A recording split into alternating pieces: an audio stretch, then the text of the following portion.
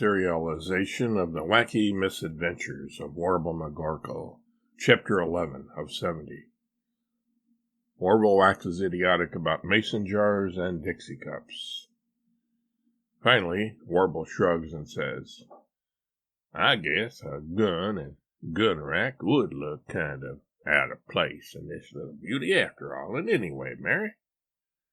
Mary breathes a sigh of relief and says, seemingly nonchalantly, Yes, I think you're right, dear. Looking out the window and rolling her eyes, she adds, You have such a good intuition about these things. After a dead space in the conversation, followed by a lull and then a pregnant pause, Warble asks, as they near Westwego, Are you ready for your next lesson in Southern speech patterns, conundrums, and anomalies, my dear Miss Mary? Mary has been daydreaming about her begonias.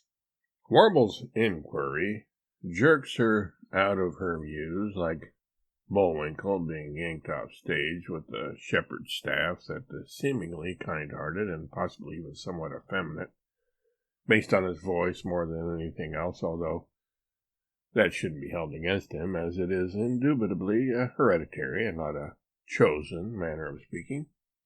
Playing Squirrel Rocky. Imagine a creature with such a high voice being named Rocky, of all things, wields so expertly. Southern speech patterns, what on earth are you talking about, Warble? Mary asks, a little impatiently. The idiosyncrasies of the vanquished hordes at the bottom half of the nation's map, Miss Mary. That is the subject of which I speak so eloquently, if I do say so myself, since nobody else will. Credit must be given where credit is due, by hook or by warble.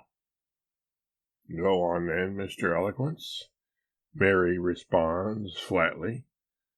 Remember, Miss Mary, that you need to get into the habit of calling me Colonel, lest you slip whilst we're amongst our genteel compatriots and call me by my given name, or Sugar Pie Honey Bunch, or some other such term of endearment which you can barely suppress yourself from, and which is your want.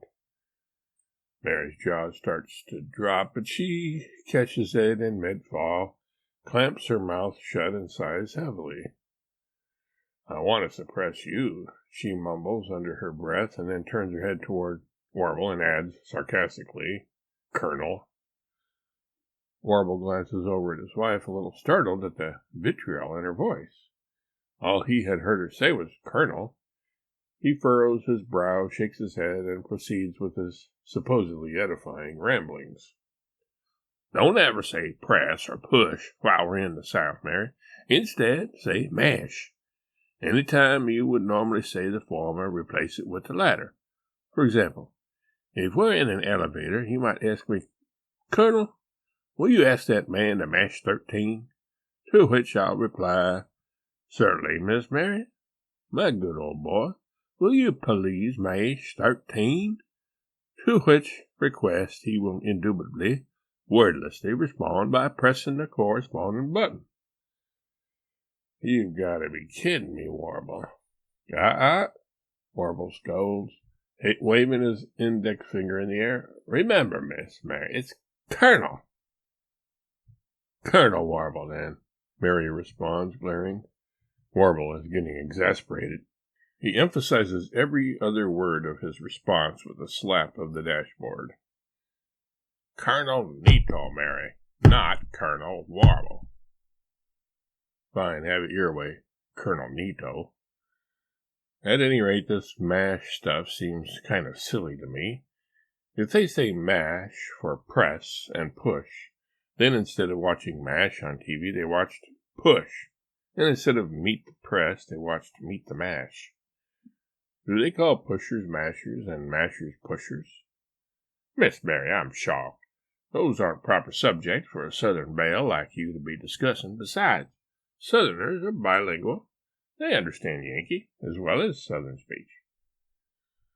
Verily, they can watch Yankee TV shows without being in the least mentally overtaxed.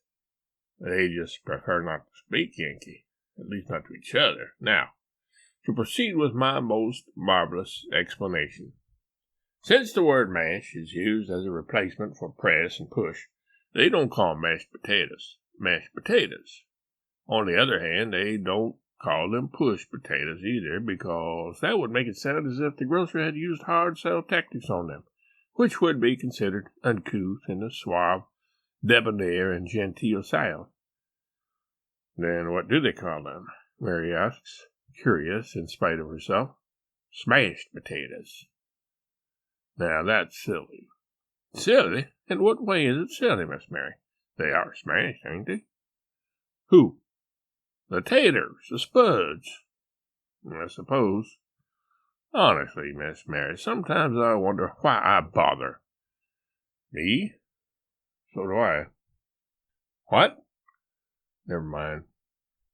Right, Warble responds, raising his eyebrows. He sometimes wonders if Mary is losing it. Anyway, one more thing. What do you think of when you hear the word palate? Palate? It depends on whether I'm hungry or not.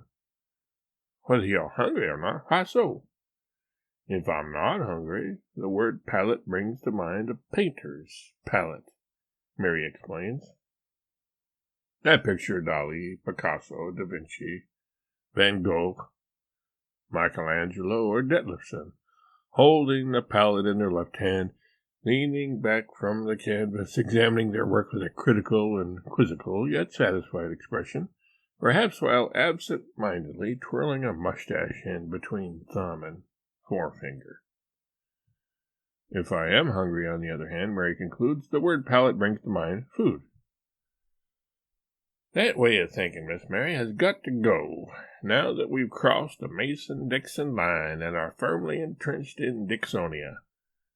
Dixonia? Mary wonders aloud. Yes, it revolves around the Mason-Dixon line. People in the know call the North Masonia and the South Dixonia.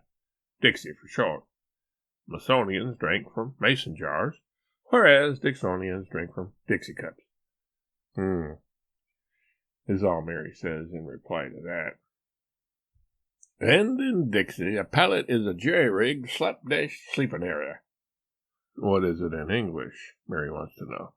Just what I said. It's an improvised conglomeration of sleeping paraphernalia.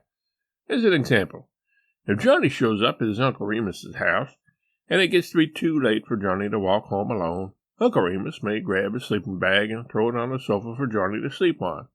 Or he might simply take an extra pair of blankets and drop them on the floor, one for Johnny to sleep on and the other one for him to sleep under, in some semi-out-of-the-way place where Johnny won't get stepped on by Uncle, when Uncle inevitably gets up in the middle of the night due to being oversaturated from generous helpings of moonshine liquor, with which he washed down his cornbread and grits. So, if the Brooks don't happen to have a spare bedroom, and say they're going to put a pallet on the floor for us, don't get offended thinking that they are intimating that we look like a couple of lift trucks or something. It just means they're going to put some blankets down on the floor for us. Why didn't you just say so? I did. Weren't you listening, Miss Mary? And by the way, speaking about sleeping accoutrements, don't be surprised if they call a pillow a pillar. And if they do, don't think that they're referring in any way, shape, or form to Greco-Roman architecture. Why would I? Why would you what? Warble, Colonel. Mary begins to clarify her inquiry, but is interrupted. Here we are, Mary. 157 Riverside Avenue in Westwego, Louisiana. The home of the first, last, only, and best H.R. Brooks, my old buddy and pal. Warble parks the PT Cruiser behind H.R.'s brand-new Mercury Mellencamp and, with an air of excitement mingled with reserved dignity, crosses to the passenger side to emancipate Miss Mary from the metallic chariot. In his best Clark Gable imitation, Warble, all the while imagining he has a pencil-thin mustache, proffers his arm bent at the elbow for his wife to use as a sort of a handrail. Mary plays along. After all, in this attitude, she can give his humorist a tweak if he does anything worthy thereof. in an affected gait which somehow mixes a bit of Walter Brennan and the real McCoys with a little of John Gielgud as Dudley Moore's butler in the movie Arthur. Warble, with Mary in tow, strides up to H.R.'s front door. Lifting the brass doorknob, a miniature replica of a New Orleans saint's helmet, somewhat daintily between thumb and forefinger, pinky akimbo, Warble raps out a Morse code message to his old merchant marine shipmate H.R. Brooks. In a few seconds, the McGorkles can see a figure approaching through the curved glass of the sides of the door. As soon as the door opens and he sees the tall, mustachioed, curly-haired, stately figure in the Jerry Lewis-type robe, Warble grins broadly. Before our protagonist, or antagonist, however you may view him, can get a word out, though, H.R.'s eyes light up and he cries out, "Or!" But the object of his surfection, surprise mingled with affection, clamps his hand over his old friend's mouth. "Shh, H.R., don't use that name. I'm incognito. Colonel?" "All right, what name are you going by then?" "And please don't call me Colonel," H.R. whispers. "I told you, incognito, Colonel, incognito." "Oh, I get it. You're the Colonel." "Precisely, old chum. And this is Miss Mary Betaloo Thelma Liz," he says, introducing his wife. "You can call her Miss Mary for short." Hearing a strange rattling sound, the McGorkles turn around. H.R.'s neighbor is running across the Brooks driveway toward them, with a saber in one hand and a musket in the other.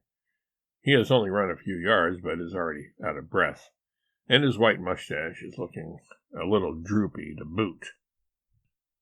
"War? Did somebody say war? Is it the Yankees returning to the scene of the crime?" The old man wheezes out wonderingly, barely able to catch his breath. "Because I'm ready for them. Bring it on. The South's going to rise again, and remember the Alamo."